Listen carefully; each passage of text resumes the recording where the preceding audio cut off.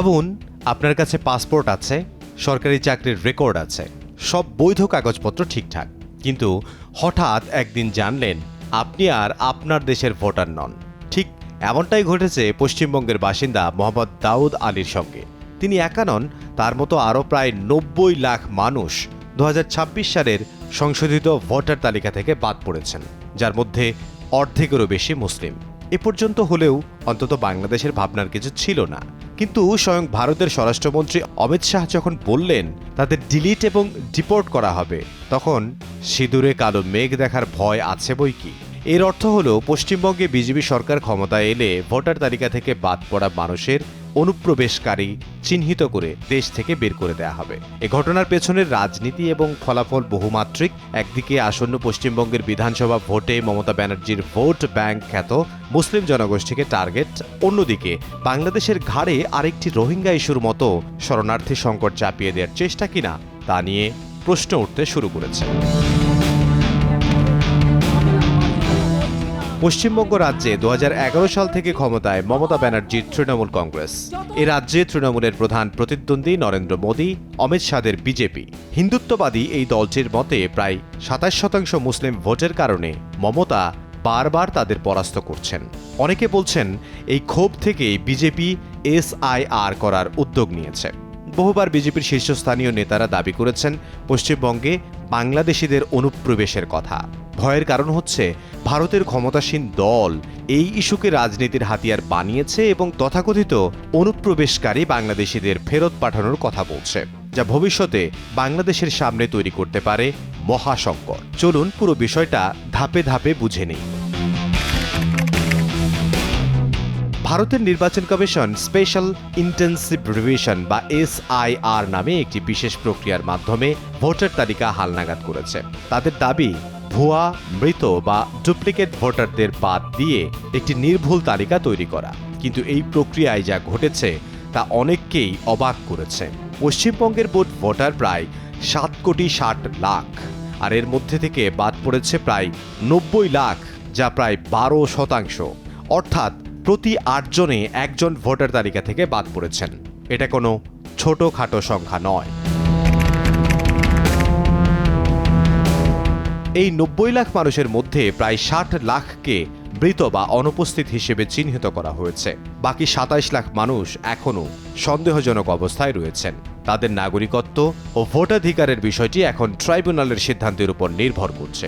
অর্থাৎ তারা এখনও প্রমাণ করতে পারেনি যে তারা ভোটার হওয়ার যোগ্য।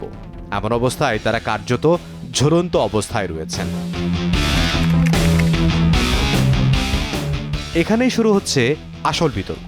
পশ্চিমবঙ্গ একমাত্র রাজ্য যেখানে এই প্রক্রিয়ায় অতিরিক্ত বিচারিক স্তর যুক্ত করা হয়েছে। আরও গুরুত্বপূর্ণ বিষয় হলো এই ছাঁটায়ে কৃত্রিম বুদ্ধিমত্তা বা AI ব্যবহার করা হয়েছে। লজিক্যাল ডিসক্রিপেন্সি বা তথ্যের অসামঞ্জস্য দেখিয়ে লাখ লাখ মানুষকে চিহ্নিত করা হয়েছে। কিন্তু প্রশ্ন হচ্ছে, একটি অ্যালগোরিদম কি মানুষের নাগরিকত্ব নির্ধারণের মতো সংবেদনশীল সিদ্ধান্ত নিতে পারে? এই ঘটনাকে ঘিরে সবচেয়ে বড় অভিযোগ হলো এটি মুসলিমদের টার্গেট করে করা হয়েছে। পরিসংখ্যান অনুযায়ী বাদ পড়া ভোটারদের প্রায় ৩৪% মুসলিম, অথচ রাজ্যে তাদের মোট জনসংখ্যা প্রায় ২৭%। আরও উদ্বেগের বিষয় হলো অনিশ্চিত ২৭ লাখ ভোটারের মধ্যে ৬৫% মুসলিম।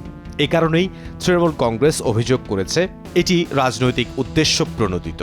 অন্যদিকে ভারতীয় জনতা পার্টি এবং প্রধানমন্ত্রী নরেন্দ্র মোদী বলেছেন অবৈধ অনুপ্রবেশকারীদের শনাক্ত করতেই এই উদ্যোগ নেওয়া হয়েছে। পশ্চিমবঙ্গের সঙ্গে বাংলাদেশের দীর্ঘ সীমান্ত রয়েছে। এই সীমান্ত ঘিরেই অনুপ্রবেশ ইস্যু দীর্ঘদিন ধরে রাজনীতির কেন্দ্রবিন্দু। বিশেষ করে নির্বাচনের সময় এই বিষয়টি আরও সামনে আসে। অনেক বিশ্লেষকের মতে এই ভোটার ছাঁটাই কেবল প্রশাসনিক নয়, বরং একটি ভূরাজনৈতিক ও নির্বাচনী কৌশলের অংশ। বিষয়টি আদালতে গেলেও পরিস্থিতি খুব একটা বদলায়নি। ভারতের সুপ্রিম কোর্ট নির্বাচন প্রক্রিয়া বন্ধ করেনি। আদালতের অবস্থান ছিল ভোট গ্রহণ চলবে, আর পরে এসব বিরোধ নিষ্পত্তি করা হবে। ফলে প্রায় ২৭ লাখ মানুষ ভোট দেওয়ার আগেই কার্যত তাদের অধিকার হারানোর ঝুঁকিতে রয়েছে। এই ছাঁটাই সব জায়গায় সমানভাবে হয়নি।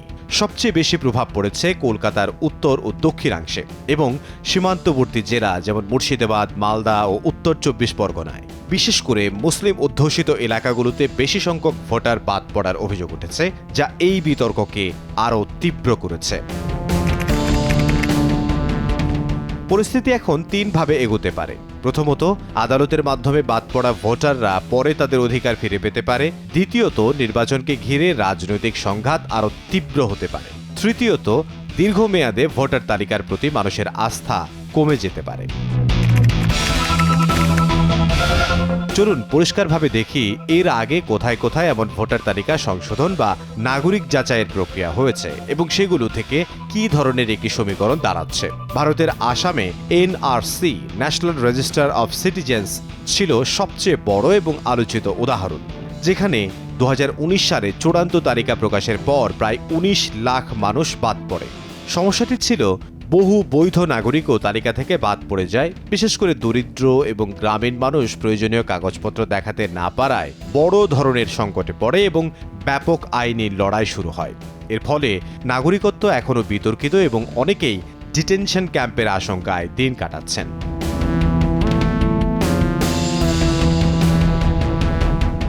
এরপর বিহারের স্পেশাল ইন্টেন্সিভ রিভিশন SIR প্রক্রিয়া সূচনা হয়, যেখানে ভোটার তালিকা আপডেট ও সন্দেহজনক নাম চিহ্নিত করা হয়। তবে বিরোধীদের অভিযোগ ছিল এতে দরিদ্র ও সংখ্যালঘুদের বেশি টার্গেট করা হয়েছে এবং এখান থেকেই এই মডেলটি অন্য রাজ্যে ছড়িয়ে পড়ে। উত্তরপ্রদেশে ভোটার তালিকা সংশোধনের সময় ডুপ্লিকেট ও মৃত ভোটার বাদ দেওয়ার উদ্যোগ নেওয়া হলেও অভিযোগ ওঠে বাস্তবে অনেক জীবিত ভোটারের নামও কেটে দেওয়া হয়েছে। একইভাবে কর্ণাটকে 2023 সালের নির্বাচনের আগে হাজার হাজার ডুপ্লিকেট ভোটার শনাক্ত হলেও বহু বৈধ ভোটারের নাম বাদ পড়ার অভিযোগে নির্বাচন কমিশনের নিরপেক্ষতা নিয়ে প্রশ্ন ওঠে। মহারাষ্ট্র ও তেলেঙ্গানাতেও ভোটার তালিকা সংশোধন ও বুথ লেভেল ভেরিফিকেশন করা হয়েছে, যেখানে অভিযোগ ছিল শহরাঞ্চলে বেশি নাম কাটা হয়েছে এবং অভিবাসী শ্রমিকরা বেশি ক্ষতিগ্রস্ত হয়েছেন। এসব ঘটনাকে একসঙ্গে বিশ্লেষণ করলে একটি স্পষ্ট সমীকরণ দেখা যায়। নির্বাচনের আগে ভোটার তালিকা সংশোধন মানেই রাজনৈতিক উত্তেজনা বৃদ্ধি। দরিদ্র প্রান্তিক জনগোষ্ঠীর কাগজপত্রের ঘাটতি থাকলে তাদেরই সবচেয়ে বেশি বাদ পড়ার ঝুঁকি থাকে।